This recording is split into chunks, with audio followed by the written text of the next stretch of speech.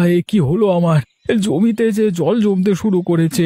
কিছুদিন হলো কেবল ধান তুলেছি, এখন জল জমলে যে আর গাছগুলো বাঁচবে না, সব জলের নিচে পচবে।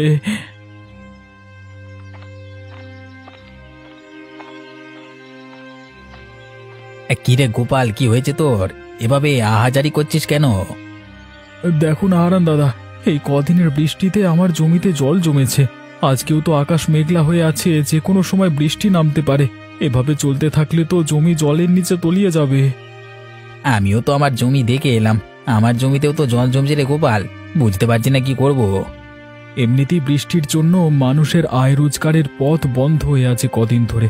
তার উপর আমাদের চাষিদের যদি এই অবস্থা হয়, তাহলে মানুষ খাবে কি আর বাঁচবে কি করে? এখন থেকেই আমাদের আগাম প্রস্তুতি নিয়ে রাখতে হবে, নাহলে পরে আমাদের বিপদে পড়তে হবে। আমরা গরিব চাষাভুষো মানুষ, আমাদের নিজেদের জমানো তো তেমন টাকা পয়সা থাকে না। যা থাকে জমির কাজে লাগিয়ে দিই ফসলের আশায়। তা তুই ঠিকই বলেছিস গোপাল, আমরা তো ফসলের আশায় কত কি বিসর্জন দিই, আর শেষকালে যদি ফসলের এমন হাল দেখি, তাহলে তো আমাদের আর চাষবাস করবার ইচ্ছেটাই মরে যাবে। এক কাজ করলে কেমন হয় দাদা? কি কাজ? আমরা যদি সেচে জমির জল সব বাইরে ফেলে দিই, তাহলে কেমন হয় বলো তো? তুই খেপেছিস নাকি রে গোপাল? এই এত জল কি সেচে শেষ করা সম্ভব? কি করব বলো, জমির এমন হাল দেখে মাথায় যা আসছে তাই বলে ফেলেছি। বিপদের সময় এমন অস্বাভাবিক চিন্তা মাথায় আসে, কিন্তু তাই বলে তো আর বোকার মতো সেটা করতে গেলে হবে না। তাহলে এখন আমরা কি করব দাদা? কি আর করব, আকাশ পানে চেয়ে থাকা ছাড়া কোনো উপায় নেই।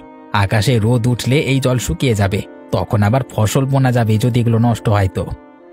আবার ফসল বুনবার মতো সামর্থ্য এখন আমার নেই দাদা। আর তাছাড়া আকাশের যা হাবভাব দেখছি, তাতে করে মনে হয় না এই বৃষ্টি এত সহজে যাবে। সে পরে দেখা যাবে, এখন এখানে বিলাপ করে লাভ নেই, চল বাড়ির দিকে যাই আমরা।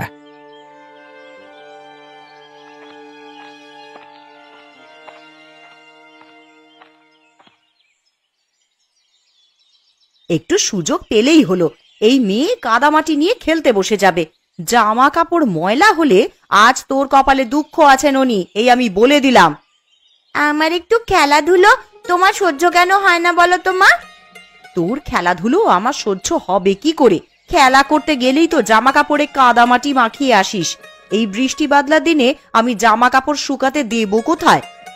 পরপর এত দিন বৃষ্টিতে আমি দুদণ্ড বাইরে বেরোতে পারিনি, আর কতক্ষণ আমাকে ঘরবন্দি হয়ে থাকতে বলছো তুমি?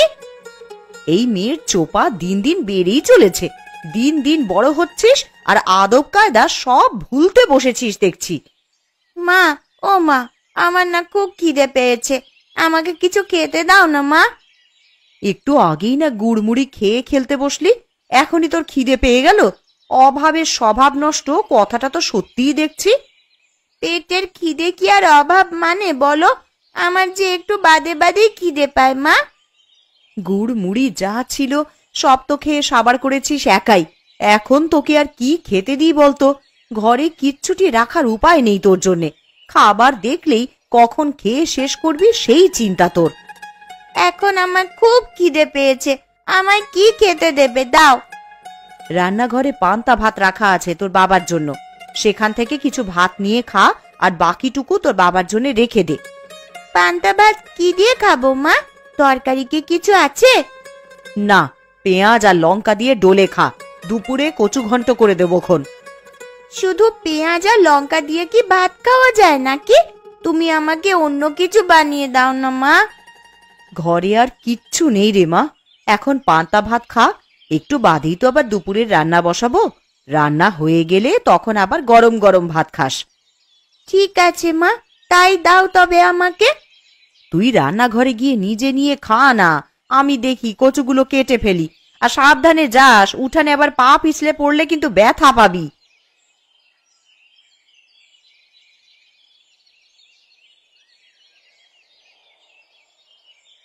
লোকটাকে সেই কখন থেকে খেতে ডেকে এসেছি, এখনো আসার নাম নেই।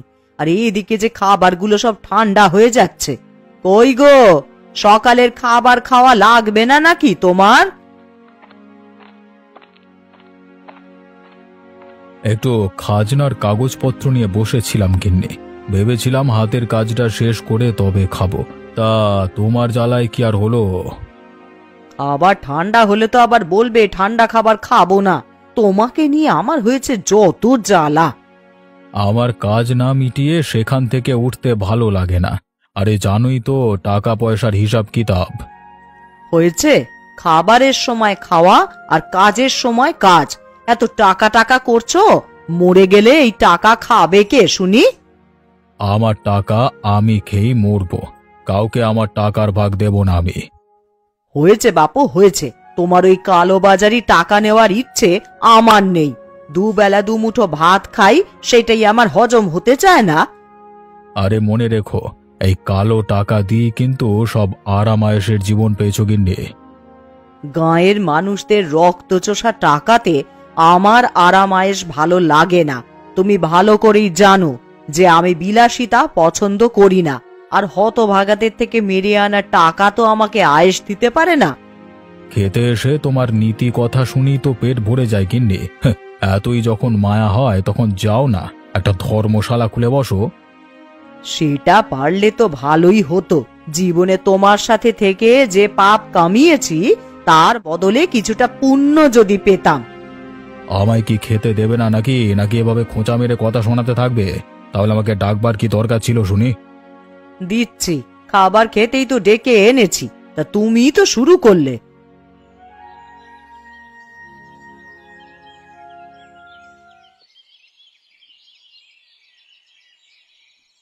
ননি, ও ননি, একবার এদিকে আয় তো মা।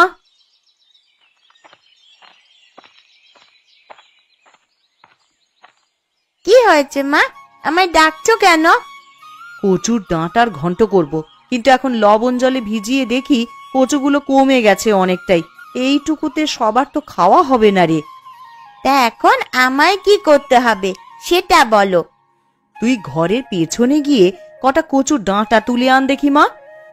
ওরে বাবা, আমি পারবো না ঘরের পেছন থেকে কচু আনতে যেতে। ওইগুলো ধরলেই আমার হাত চুলকাবে। হাতে প্লাস্টিক বেঁধে তুলে নিয়ে আয় মা, না হলে দুপুরের তরকারি যে কম পড়ে যাবে। বিকেলে আবার গয়া পিসির বাড়িতে যাব, তখন পিসির জন্য তো একটু কচু ঘন্টের তরকারি নিয়ে যাব ভেবেছি। গয়া দিদার বাড়িতে যাবে মা? হ্যাঁ রে মা, অনেক দিন হলো পিসির দেখা নেই, তাই ভাবছি একবার গিয়ে দেখা করে আসি। বেশ, তাহলে আমিও যাব। আমি এক্ষুনি কচুর ডাঁটা তুলে আনছি মা।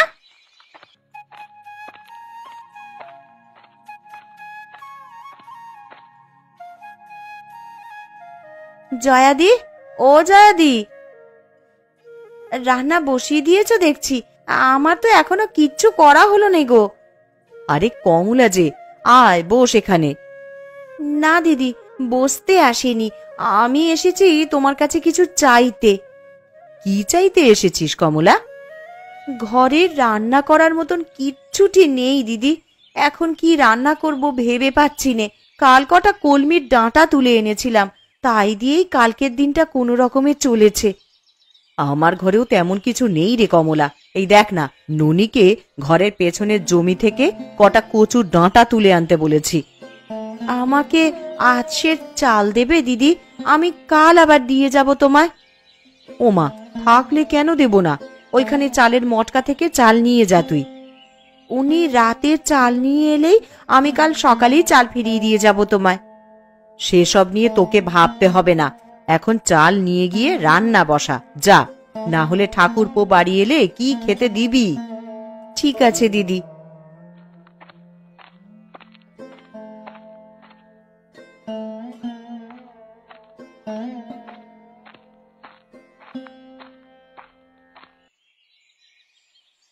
আজ 2 দিন হয়ে গেল বাড়ির বাইরে কোথাও যেতে পারছি না।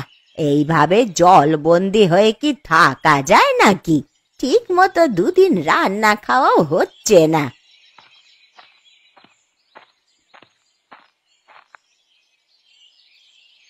এ কি গো পিসি, তোমার বাড়িতে যে বানের জল উঠেছে, সারা উঠোন তো জলে ভরে গেছে গো। এই জন্যই বুঝি দিদার দেখা নেই আজ কদিন ধরে। ওরে, তোরা আস্তে আস্তে আয় এদিকে, দেখে শুনে পা ফেলিস, আবার উঠানে পা পিছলে জলে পড়ে যাস নে তোরা। তা এইভাবে জলবন্দি হয়ে আছো, আমাদের একটা খবর দিলেও তো পারতে পিসি। খবর দেব কি করে লছুরি? দেখতে পাচ্ছিস নে জলে আমার উঠোন একেবারে ডুবে আছে। এই হাঁটু জলে নেমে আমি এখন তোদের খবর দিতে যাব? খবর না দিলে আমরা কিছুই জানতে পারবো না তো। এখন তোমার জন্যে কচু ঘন্ট নিয়ে এলাম বলেই না দেখতে পেলাম, না হলে তো আমরা জানতেও পারতাম না দিদা। তা তোরা আমায় কেমন ভালোবাসিস তা আমার জানা হয়ে গেছে। দুটো দিন পার হয়ে গেল আর তোরা এখন এসেছিস আমার সাথে দেখা করতে। কি করব পিসি, দেখলেই তো এই দুদিন কেমন টানা বৃষ্টি হলো। আকাশের ভাব ভালো দেখছি না গো, সন্ধ্যায় খুব বৃষ্টি হবে বলে মনে হচ্ছে। আরো বৃষ্টি হলে তো এবার জল ঘরে উঠে যাবে দিদা, তখন তুমি থাকবে কোথায়? এই বুড়ির আর কে আছে যে দেখে রাখবে? বানের জলে ভেসেই না হয় চলে যাব কোথাও। ছি ছি পিসি, এসব কথা কখনো মুখেও আনবে না। আমরা সবাই আছি তোমার পাশে। আবহাওয়া বেশি ভালো দেখছি না, তুমি বরং আমাদের সাথে আমাদের বাড়িতে চলো পিসি। হ্যাঁ দিদা, আমাদের সাথে চলো। এই বিপদে তোমাকে একা রেখে যেতে পারবো না আমরা। তা বেশ, তোরা যখন এত করে বলছিস তবে তাই চল।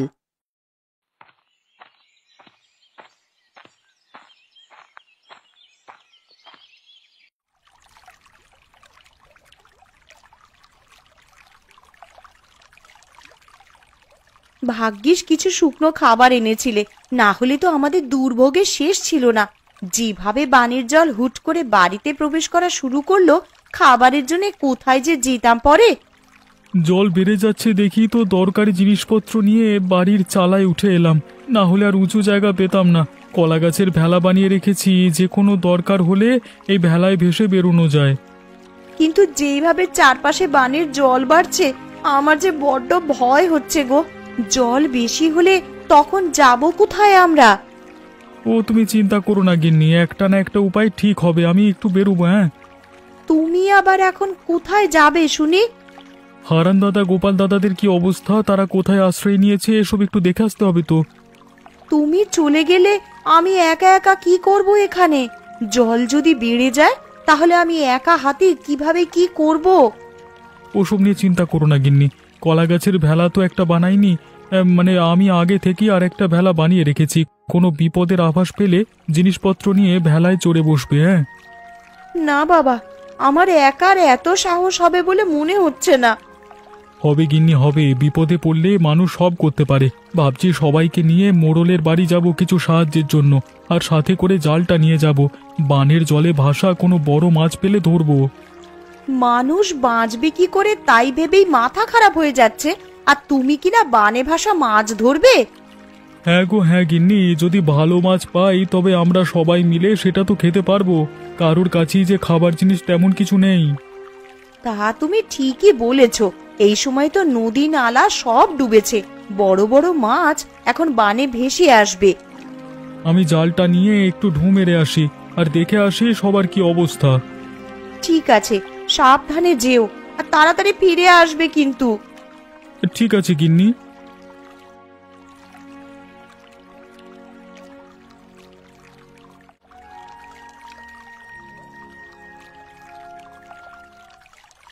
একদিনের মধ্যেই কত জল উঠে গেছে। এইভাবে বানের জল আসতে থাকলে তো সারা গ্রাম জলের নিচে চলে যাবে। আরে ওসব নিয়ে তুমি চিন্তা করো না গিন্নি, সারা গ্রাম জলের নিচে তলিয়ে গেলেও আমাদের বাড়িটা উঁচু আছে, আমরা এখানে নিরাপদে থাকতে পারবো। তুমি কেমন মোড়ল বলো তো? আমি আমাদের কথা বলছি না, আমি বলছি গ্রামবাসীদের কথা। তাদের এই বিপদের দিনে তোমার উচিত তাদের পাশে দাঁড়ানো। তুমি আবার এখন শুরু করলে? দেখছো বানের জলের জন্য সবাই ঘরবন্দি হয়ে আছে, তার মধ্যে তুমি বলছো আমাকে মানুষের খোঁজ নেওয়ার জন্য। সব সময় নিজেরটাই বুঝলে তুমি। তোমাকে যে কে মোড়ল বানিয়েছিল? আমাকে গ্রামের লোকেরাই মোড়ল বানিয়েছিল, কিন্তু আমার ভালো তো তোমার হজম হবে না।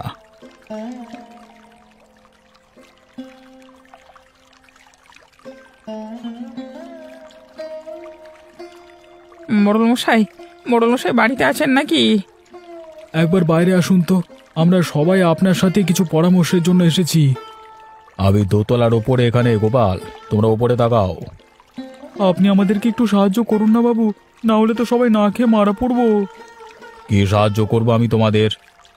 আপনার কোষাগার থেকে যদি আমাদের কিছু চাল এবং আটা দিয়ে সাহায্য করতেন, তবে সবাই পেটের খিদে নিবারণ করতে পারতাম। আমার কোষাগারে যা খাদ্যশস্য জমানো আছে সেগুলো তো আমার ব্যবহারের জন্য জমানো আছে, সেখান থেকে তোদের দিলে আমি চলবো কি করে?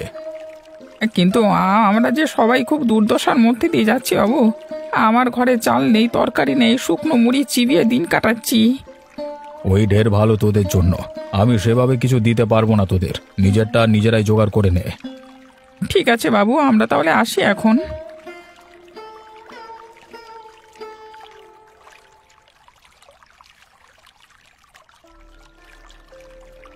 ও মা, মা দেখো, ওই দেখো কত বড় একটা মাছ দেখা যাচ্ছে বানের জলে। আরে তাই তো রে, এমন বড় মাছ তো আমি আগে কখনো দেখিনি। এটা কি মাছ গো পিসি? দেখে তো মনে হচ্ছে বিশাল একটা কাতলা মাছ হবে এটা। ওই তো বাবারা সবাই চলে এসেছে। বাবা জানো, এই বানের জলে বড় একটা কাতলা মাছ ভাসতে দেখা যাচ্ছে। কি গো, কোনো সাহায্য পেলে মোড়লের কাছে? না গো গিন্নি, মোড়ল আমাদের কোনো সাহায্য করতে রাজি হলো না। এখন এই বিপদের দিনে আমরা যে কি করব? ঘরে যা ছিল সব তো প্রায় ফুরাবার পথে। এগুলো পুড়িয়ে গেলে খাবো কি আমরা তখন? তোরা মাছ ধরা শুরু কর, বড় কাতলা মাছ দেখা যাচ্ছে বানের জলে। ধরতে পারলে বিক্রি করে অনেক টাকা পাওয়া যাবে। তা তুমি মন্দ বলনি পিসি। ওই যে বাবা দেখো, কত বড় একটা মাছ। এমন মাছ আমি জীবনেও কখনো দেখিনি। তুই দেখবি কি রে? আমরাও যে এমন বড় মাছ আগে কখনো দেখিনি। এই মাছ আমাদেরকে ধরতেই হবে, যে যা পারো তাই নিয়েই চলো। আমরা মাছটা ধরবার চেষ্টা করি, আর আমার কাছে জাল আছে। তবে চলো মাছটার পিছু করি।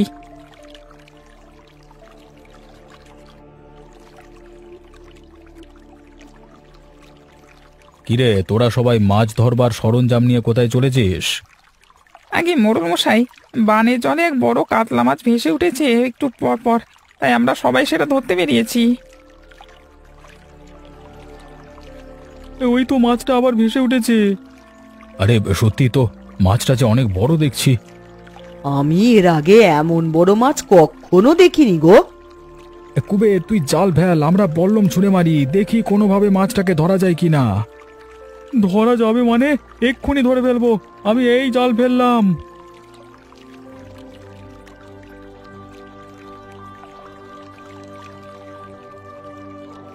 দাদা আমাকে সাহায্য করো তোমরা, একা হাতে আমি বড় মাছ তুলতে পারবো না। মাছটা জালে আটকা পড়ে লাফালাফি করছে। হ্যাঁ হ্যাঁ, আমরা সাহায্য করছি তোকে। মাছটা তো অনেক বড় রে কুবের, এটা নিয়ে শহরের মুখে হাটে বিক্রি করে আয়, অনেক দাম পাবি তাহলে। না না, এই মাছ আমি বিক্রি করব না বাবু। এই মাছে সবার অধিকার আছে, সবাই এই মাছ দেখেছে। আমি একা এটা করতে পারবো না, তাই আমি এটা ভাগ করে নেব সবার সাথে। মোড়ল মশাইকেও তার ভাগেরটা আমরা এখানে দিয়ে যাব। দেখলে দেখলে তো ওরা কেমন ভালো মানুষ। বানে ভেসে আসা একটা বড় কাতলা ধরে ওরা সেটা তোমাকে ভাগ দিতে চাইছে, আর তুমি কিনা ওদের একটু সাহায্যও করতে চাওনি। আমি আমার ভুল বুঝতে পেরেছি, আসলে একা একা কোনো কিছু ভোগে শান্তি নেই। কথায় আছে, ভোগে নয় ত্যাগই প্রকৃত সুখ। তোরা যাবার পথে আবার কোষাগার থেকে চাল ডাল যা লাগে নিয়ে যা। তাহলে তো আজকে বানে ভাসা বড় কাতলা মাছ দিয়ে মহাভোজ হবে সবার। তোরা বাড়ি গিয়ে সবাইকে আমার এখানে নিয়ে আয়। এই বিপদে আমরা সবাই একসাথে আমার বাড়ির দোতলায় থাকবো। ঠিক আছে বাবু, আমরা তাহলে বাড়ি গিয়ে সবাইকে নিয়ে আসি। মাছটা আপনার বাড়িতে রেখে যাই, এসে না হয় রান্না বান্নার আয়োজন করা যাবে। হ্যাঁ।